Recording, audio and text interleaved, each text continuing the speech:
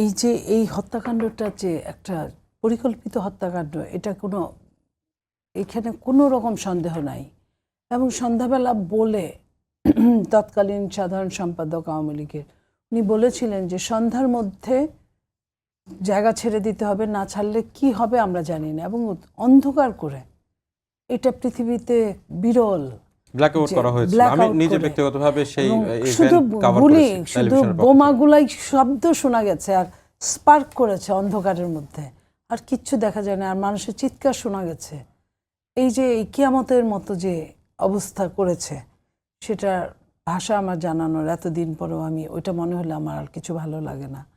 আপনি একটা জিনিস দেখেন যে অধিকারের সাধারণ সম্পাদক পরবর্তীতে উপদেষ্টা হয়েছিলেন। উনি কিন্তু তার সময় পারতেন এটাকে আবার, কারণ উনি যে লিস্টটা দিয়েছিলেন সেই লিস্ট অনুযায়ী ওনাকে অ্যারেস্ট করা হয়েছিল। তারপরে অন্য কোনো বড় দেশের কথায় তাকে আবার ছেড়ে দিতে হয়েছে। তাকে যখন ওই তৎকালীন সরকার ছেড়ে দিল, তার মানে তার কথা সত্যতা ছিল, কারণ ছেড়ে দিতে বাধ্য হোক যাই হোক ছেড়ে দিয়েছে, তার মানে তার যে রিপোর্টটা সেটা ঠিক ছিল। কিন্তু সরকার এটার মধ্যে দিয়ে যায় না। এবং আমার দুঃখ লাগে এই জায়গায় যে অধিকারের সাধারণ সম্পাদক সে 18 মাস ক্ষমতায় ছিলেন, এটা নিয়ে কোনো টু শব্দ করে নাই। যেমন টু শব্দ আপনার ম্যাগসেসাস পুরস্কারপ্রাপ্ত কি বলে পরিবেশ নিয়ে উপদেষ্টা, উনিও যেমন, আর পরিবেশের কোনো উন্নতি আমি দেখি নাই, 18 মাসে কোনো পরিকল্পনা নাই, কিন্তু এরা কিন্তু অনেক বড় বড় কথা বলতেন। যাই হোক, এখন আমি স্বাধীন কমিশন, সরকার নিচে থেকে যখন এটা তুলেছে, সরকারের নিজের দায় থেকেই তুলেছে আমি মনে করি। সেইখানে সরকারকে আগে দেখা উচিত, বিশ্বাসটা এখানে অনেক বড় জিনিস। স্বাধীন কমিশন করলেন, সরকার যদি না চান তাহলে কি হবে? স্বাধীন কমিশন কোনো তল খুঁজে পাবে না।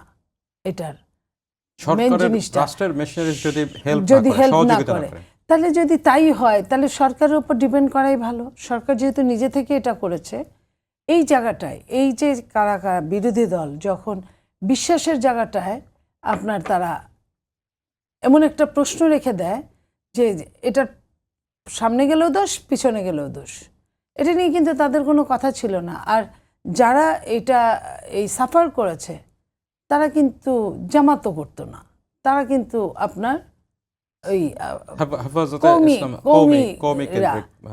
এই এই এই অবলা মানুষগুলা, যে ছেলেগুলো চলে গেছে, তারা জানেও না তারা কেন গেল, কিসের জন্য গেল।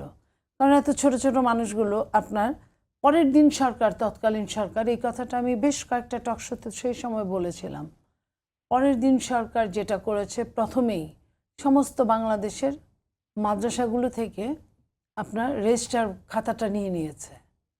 এই যে রেজিস্টার খাতা, আপনি জানেন কওমি মাদ্রাসাগুলোয় বেশিরভাগ গরিব মানুষরা পড়ালেখা করে, গরিবের বাচ্চারা, যাদের মা বাবা ঢাকায় কাজ করে, সারা বাংলাদেশে কাজ করে, মাঝে মাঝে গিয়ে বাচ্চাদের দেখে আসে, তাদের ফোনও নাই, বাচ্চারা খুঁজে নিতে পারে না।